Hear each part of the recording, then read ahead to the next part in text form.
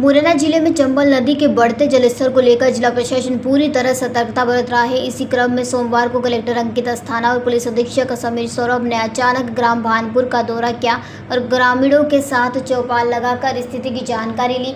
चौपाल के दौरान ग्रामीणों ने बताया है कि स्थानीय पटवारी शैलेंद्र सिंह ने न तो किसी प्रकार की चेतावनी दी और न ही सेफ हाउस की व्यवस्था की गई है। साथ ही दीवार लेखन के माध्यम से भी कोई सूचना नहीं दी गई। इस गंभीर लापरवाही पर कलेक्टर ने पटवारी को तत्काल प्रभाव से निलंबित कर दिया।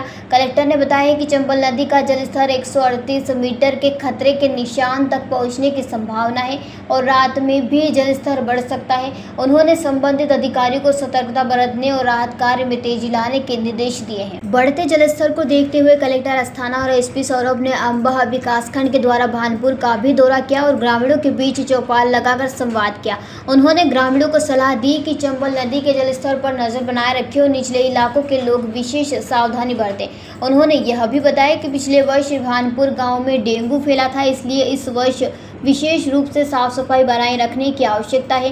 ग्राम में पंचायत सचिव की अनुपस्थिति पर उन्होंने जीआरएस को अस्थायी प्रभार सौंपने के निर्देश जनपद सीईओ अंबाह को दिए। इस अवसर पर एसडीएम अंबाह रामनिवास सिकरवार भी उपस्थित रहे। मुरैना से देवेंद्र सिंह राजपूत की रिपोर्ट।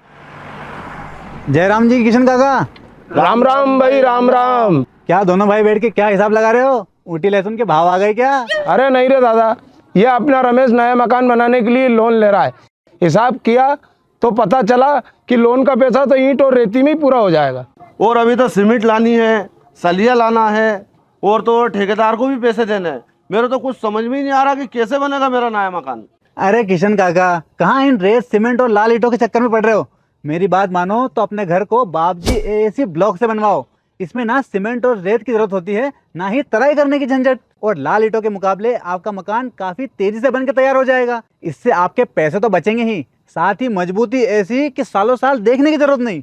और इससे आप अपना मकान ही नहीं, कुएं और खेत की बाउंड्री वॉल भी बनवा सकते हो, जिससे रोजड़ों की समस्या भी खत्म हो जाएगी। वाह भाई, ये तो कमाल की चीज है। फिर तो मैं अपना घर बाबजी ब्लॉक से ही बनवाऊंगा। और मैं अपने खेत की बाउंड्री वाल।